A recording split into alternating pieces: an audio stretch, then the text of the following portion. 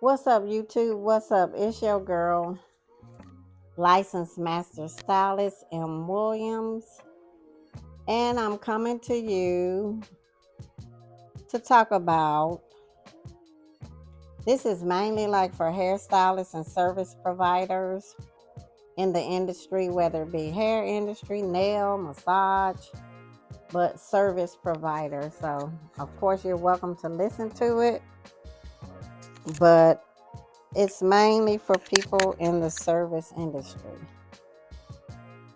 Again, if you want to listen to it, you're welcome to it. I hope that you will listen to it, and then I hope that you will share it with, your hairstylist, your nail tech, your massage therapist, your barber, or whomever.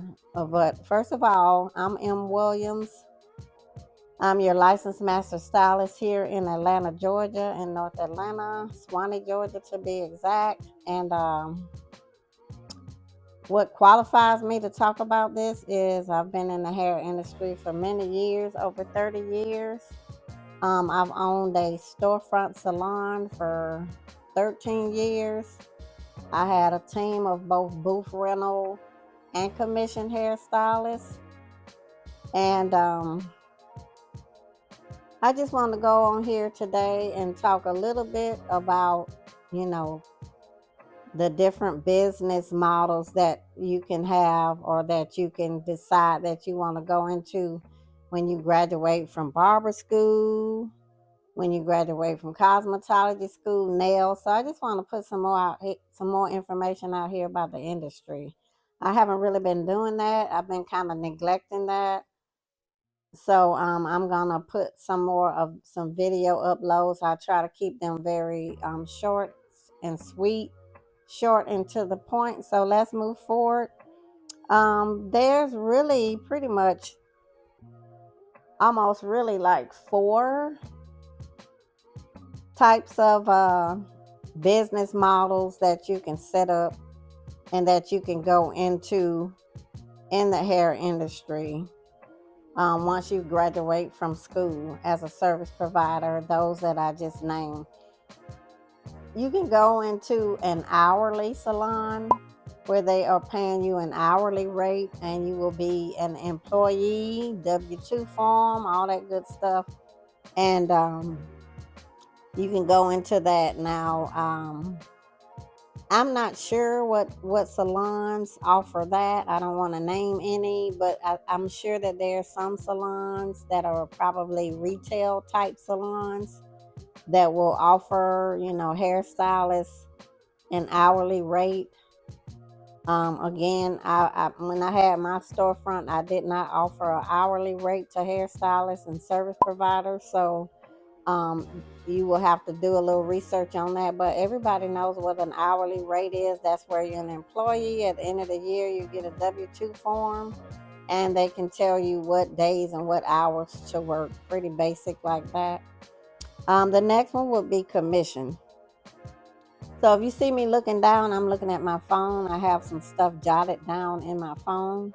So commission, this option is great for new hairstylists and or new service providers to the industry, because usually when you graduate cosmetology school, nail school, massage school, and when you come out from being an esthetician, when you finish that school, um, cosmetology, barbering, all of that, when you come out, you usually don't have a clientele.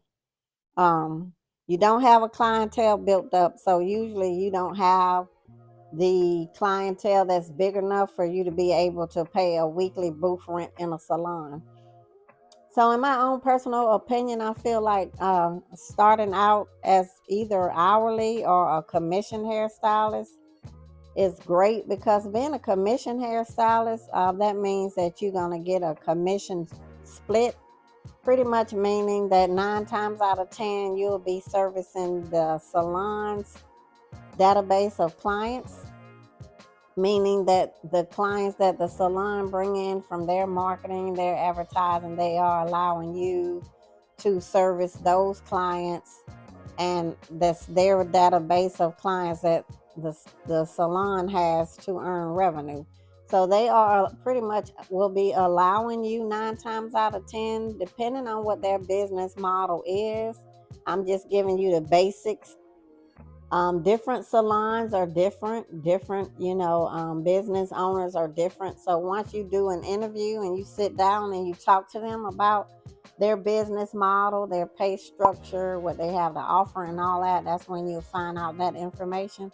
But normally, you're servicing the salon, you're servicing their database of clients, and they may, have a business model where you have to meet a quota by bringing in a certain amount of clients of your own. I'm not sure. Again, all salons are different. So once you go in for the interview, you definitely want to make sure you understand what's required of you and what the salon provides.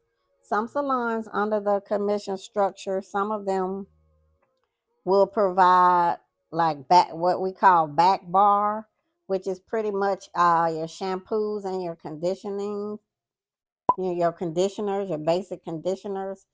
But most of the time, everything else you will have to provide yourself. Again, this will vary based on the business model that the salon have that you may be interested in working in. So you always want to discuss that with the salon owner.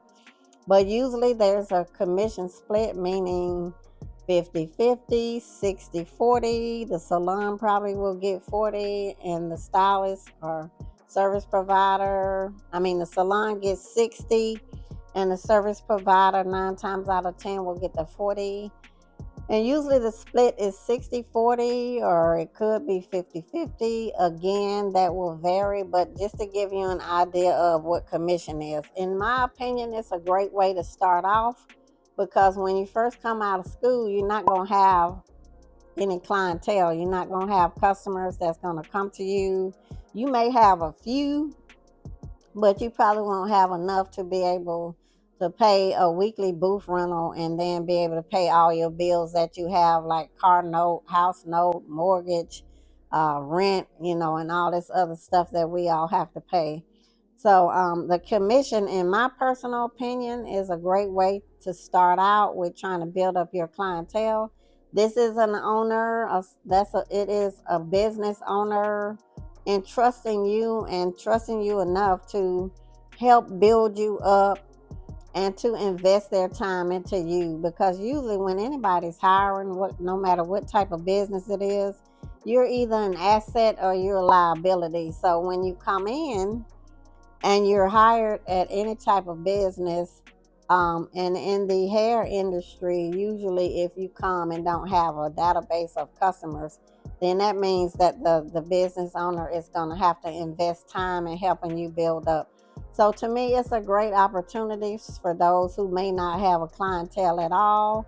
And what it does, in my opinion, it gives you time as a service provider. It allows you time without having to pay a weekly booth rental. It allows you time to be able to build up your customer client database by marketing, by promoting, by passing out flyers, and by client referrals and stuff like that. So this is a business owner allowing you the opportunity and entrusting you that it's a 50-50. It's a give and take. They will help you in the meantime you'll be helping yourself build up your clientele so that you can build up your own database of customers. And this is, to me, a great opportunity. Some salons will include, you got things such as booth rental that you won't have to pay if you're commissioned. A lot of salons, as I said, they will offer the back bar, which is the shampoo and the conditioners, and you may have to buy some of the other products. But again, it varies from salon to salon, from salon owner to salon owner. But in my personal opinion, it's giving you an opportunity to build a database of your own and a client database, a book of business, without having to have all the, like paying booth rental, without having to pay all these merchant card fees and all this other stuff that has to be paid. So, in my opinion, it's a great way to build a clientele. Now, some commission salons, they may or may not require a no-compete agreement. I can get into that in another video. What is a no-compete agreement? Is it a good idea to sign one? Is it not? I think sometimes we in the hair industry or we in the service industry, sometimes we fear what we don't understand. But at the end of the day, do your own research. I recommend people talk to a lawyer. Basically, what it is meaning that, in layman's terms, it's pretty much saying that, because at the end of the day, the business wants to protect themselves as well, because no business can exist without clients. No business, no matter what type of business it is. So it will protect the business owner as well as protect you. But again, back to what I said, it will give you, the stylist or the service provider who does not have a clientele at all, or do not have enough of a clientele that they can pay a weekly booth rental. It's giving you that opportunity to do it. You can find and do a lot of research and find information online about what a no-compete agreement is. Usually a no-compete agreement will expire in a year. You just have to determine whether or not that is something that you want to do. Do you want the business owner to help you? And in turn, do you want to do things by the book? Do you want to make sure you cover the business and make sure you cover yourself as well? To me, it's a great thing to do, as long as you are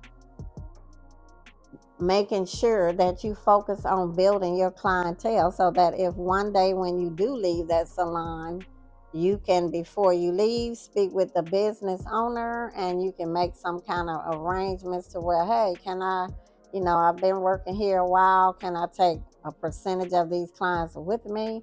I'm sure that the owner will say, yeah, go ahead, do that. You have been servicing Miss Smith for XYZ. It just depends on the business owner and the agreement that you sign. Do I think it's a good deal? Yes, I think it's a good deal, because at the end of the day, again, a business owner have to be able to earn revenue as well. And then if you agree to that coming in, then you want to agree to that going out. You don't want to wait till this business owner has helped you and then on your way out you renege on everything that you agreed to. But I do feel like it's a great way to start off, because it's somebody helping you who doesn't even know you. They're helping you to go higher. And as long as you focus on the 1 year that you decide that you want to do this agreement and you want to do this business type plan or this business model, if you want to do that coming in, then make sure that's what you want to do. Make sure you know all about it. Make sure you know what it entails before you agree to it. Talk to a lawyer. Make sure you get it in writing. Make sure you and the owner sign it. Make sure you have a clause in there to where, okay, what happens if I decide to leave? And any no compete agreement will definitely have that information in there. So salon suite. So booth rental. What's that all about? So booth rental is where you're paying a weekly booth rental, and you have your own database of clients. You have your own book of business. You're paying for everything. You're accepting your own payments. You have a merchant provider, whether you use Square or whether you use an independent merchant processing company to process your credit card payments, because most clients don't pay with cash. Most will pay with Zelle. Most will pay with Cash App. Most will pay with credit cards. So 9 times out of 10, you're not going to be getting paid with cash. So you want to make sure that you have a way to process those payments. And then, there's providers like I said, Zelle, which is a direct payment to your bank. It's like a bank transfer. Cash App. Some people use Venmo. You got PayPal. There's a plethora of other ones that you can use, or you can use, you can take credit cards, because most people do pay with credit cards. So with a booth rental hairstylist, you already been in the industry a while. You already got a solid clientele, a book of business of clients that come in on a regular basis, and you are able to pay a weekly booth rent. You are able to accept your own payments. You set your own prices. You pay the owner, usually in a storefront salon. You pay the owner a weekly booth rent every week. You're able to pay on time. Um, you set your own prices. You pay for all your own products. I mean, it's all you. All you do is just pay to rent a chair from a salon owner in a storefront salon. Now, this is great for people, and you, like I said, you will, with this situation, the salon owner will, it's usually in a storefront brick and mortar, which I had. So usually the owner is going to provide you with a hydraulic chair. You'll have a mirror, a station, and usually booth rental hairstylists have a key. For me, signing an agreement is great, because anytime you sign anything, in my opinion, that lets you know that the business person or business owner is on the up and up, because anything can change from one day to the next. Things can change with a drop of a hat. Things can change when the wind blows.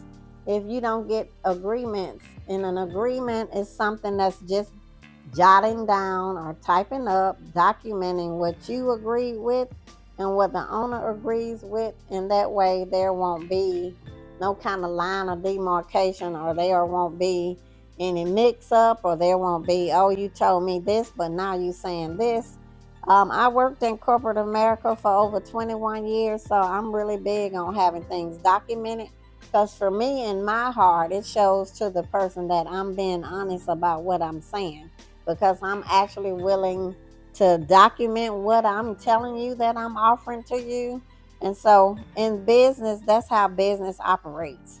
So in this industry called the service industry, the hair industry, whatever industry you want to call it, I think sometimes that's what's lacking, like knowledge and wisdom of the business side of it. Because at the end of the day, it's not going to be where it's a lopsided situation where only the service provider benefits. The business owner want to benefit as well. So when one hand washes the other, when it's a team effort, it can be a win-win situation. But just understand that, as a business owner, we have to do things to make sure that if we're in business, we can remain in business.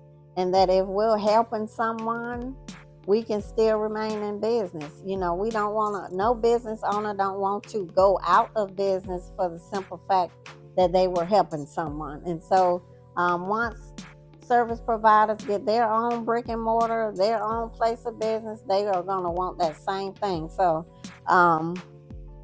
just always bear that in mind. Just sit down and learn the business side of it. If you don't trust the owner, or you just want to run across a lawyer, please do. Because at the end of the day, before you know about anything, or before you agree to anything, make sure that you go over it with a lawyer and attorney, so that you know what you're signing, you know what you're agreeing on, and that this is something that you want to do. Just like if you get a house, or if you get a car, or if you get an apartment, you're going to have to sign something, because otherwise, just a handshake, just a verbal agreement, nobody does business that way any longer. That's just not a great way, a wise way to do business. So the booth rental stylists, they're totally independent. Um, they provide their own products, their own back bar, their own shampoos, their own color, their own towels. They book their own customers, their own clients. They check them out. They doing everything themselves. All they're doing is renting a booth in a brick and mortar salon. And usually the salon owner will provide them with a key. Personally, I feel like a lot of hairstylists who are in this situation where they can afford to do booth rental, I feel like they are opting out of the brick and mortar salons. I feel like they're going from one of those previous business models to a salon suite. I feel like people, whether they just came out of school for hair or whether they, been in the industry a year, I feel like people are really big now on trying to get their own salon suite. And of course, I will explain that in another video. But I really feel like it's kind of a challenge for salon owners who have a brick and mortar salon to keep their salon filled with hairstylists who are able to pay a weekly booth rental, who can handle their own business, who got a big clientele, who can pay you a weekly rental. I feel like those type hairstylists are trying to be in a salon suite. Unless you decide as a brick and mortar salon owner that you're going to have your salon designed to where you have walls up, or you have dividers up, or you have doors up, or you make stylists feel like they have privacy, because a lot of hairstylists, they don't want to be in a space with a lot of other stylists unless they're in a situation where they really don't have a clientele and don't have a choice. And in all honesty, a lot of them who are really not ready for a salon suite, in my opinion, they are still trying to go in a salon suite to give it a try. And that's just my humble, honest opinion. I feel like they're going to be willing to give it a try because they want their own. Because if you think about it, what else is there to promote to? Where else can you go? What else can you do? In corporate, it's always ways to promote, and I was in corporate over 21 years. But in the hair industry, most people won't feel like as a hairstylist that they're going any higher unless they get their own storefront salon or their own salon suite. So as a brick and mortar salon owner, you have to bear that in mind, that it's going to be a revolving door with the stylists who can afford to pay you the booth rental. That's just my own opinion. The salon suite, that's the next one. People are trying to go into salon suites. In those, you have to, it's usually pretty pricey. Sometimes you can be paying in a salon suite, you can be paying about the same amount that you would be paying in rent at a storefront salon. But one thing about most salon suites, you do not, have to pay light, water, gas, all this other stuff that you definitely will have to pay in a brick and mortar storefront salon. So, but the salon suites they're not cheap. They're not inexpensive. They're pretty pricey. So I know, in my opinion, as I mentioned, I think if you don't really have a clientele, or you're just starting out and you want to be in a salon suite, call around to a few salon suites and just talk to some of the suite owners. Not saying the people who own the individual suites, but I'm saying the owners who own the franchise. If you call them and just let them know, hey, I'm a new stylist to the industry. Hey, I'm a new esthetician to the industry. Hey, I'm a new lash tech to the industry. I would love to see if I can share. Do you have a service provider there that may have a suite that they are willing to share? A salon suite that they don't work in that often. Maybe they just work 3 days a week, and the other 4 days they willing to rent out. In my opinion, if you don't really have a clientele and you're trying to have your own salon suite, to me, that's the best way to start. And that's just my own personal opinion. I see a lot of people go from 0 to 100, and that's their own prerogative. But you don't want to, or I would not want to, or I would not suggest that somebody go from 0 to 100, because the salon suites are not cheap unless you get into where you're sharing one with somebody. And then to me, that's a wiser business option, because at the end of the day, you don't want to get in a salon suite and you're trying it out and you know you don't have a big clientele, and then you have that weekly rent to pay every week, and then you start seeing where it's becoming a challenge. It's different if you have someone helping you, like a husband helping you, a fiance helping you, a significant other helping you, a parent helping you, a family member helping you pay. But if you're just doing it on your own, then I would suggest and highly recommend that you start off maybe sharing with someone else their room. And then once you step out, then after a year and you see you good to go, and you built up your clientele, and you see you got a solid book of business to where you can pay your weekly rent if you had your own room, and you can pay your house note, your rent in your apartment, your car note, your insurance, all this other stuff. If you see that you can do all that, then now that's the time to go ahead and step out and get your salon suite. But unfortunately, I see, in my opinion, a lot of people they take these humongous steps, and nothing wrong with having faith, but you also want to be wise, because wisdom is the principal thing. You don't want to be in a suite and get in there too soon, and then you start building up your clientele, and now the clients you got that you built up, now you got to tell them, oh, I'm going somewhere else because I can't afford it over here. Because just bear in mind that the place that you start off at, that at least needs to be a place that you can maintain for at least a couple of years. I suggest at least 2 years. If you know that you can stay there at least 2 years, then in my opinion, you good. Because after 2 years and you have a solid clientele, then you can get somewhere. But a lot of people, in my opinion, they step out way too soon, and then they end up, not being successful in that place because they're not able to afford. They're so stressed out about being able to pay the weekly booth rental. So this is my brief little feedback to service providers in the industry. I hope this has helped. I'm going to put more information. If it's anything you want me to talk about, please drop it down below. Tell me what you want to hear about, what you want to know. Drop it down below. And again, I try to keep it brief, 30 minutes, and I'll try to put time stamps on here, so that if you think this 30-minute video is too long, you can just skip and jump to the part. But I always think it's very good to listen to the whole thing. Again, I'm a licensed stylist. I've owned a storefront salon. I've been in the industry off and on over 30 years. I'm in it now. I have a salon suite. At one time, I had a storefront and 2 salon suites at the same time. I had wonderful hairstylists working for me, who they felt like family to me. It's a great industry. It can be a very great industry. So I wish you the best. I wish you much success. I hope this has helped. Please subscribe. Please, if you've listened to this video, please give me a thumbs up. Please like it. Hit the notification bell.